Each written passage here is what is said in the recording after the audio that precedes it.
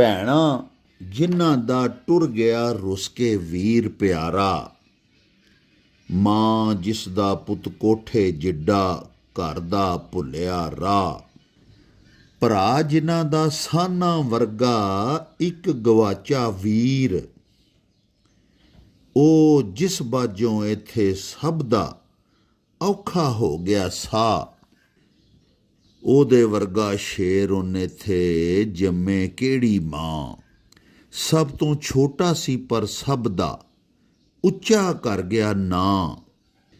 ਜਿਸ ਕੱਲ ਅੱਗ ਵਿੱਚ ਇਸ ਧਰਤੀ ਦਾ ਕੀਤਾ ਝੰਡਾ ਤਾਂ, ਅੱਜ ਏ ਉਸ ਤੇ ਭਲਿਆ ਲੋਕਾ ਅੱਲਾ ਪਾਕ ਦੀ ਛਾਂ, ਸਾਰੇ ਹੀ ਮੁਲਕ 'ਚ ਹੁੰਦੀ ਪਈ ਏ ਜਿਸ ਦੇ ਲਹੂ ਦੀ ਲੋ, ਉਸ ਸ਼ਹੀਦ ਦੇ ਲਹੂ ਦੀ ਸਾਡੀ ਧਰਤੀ ਤੇ ਖੁਸ਼ਬੂ।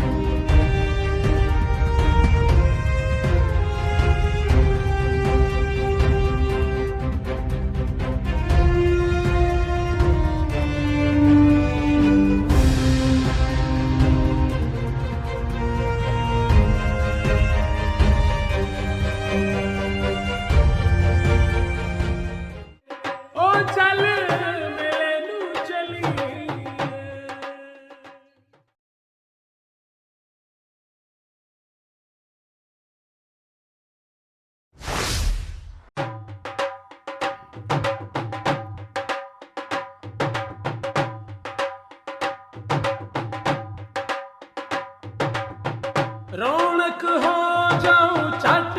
ਵੇ ਚੱਲ ਮੇਲੇ ਨੂੰ ਚਲੀਏ, ਓ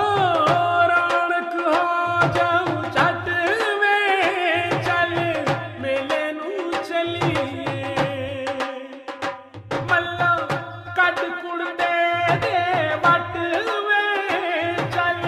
ਮੇਲੇ ਨੂੰ ਚਲੀਏ, ਹਾਏ ਚੱਲ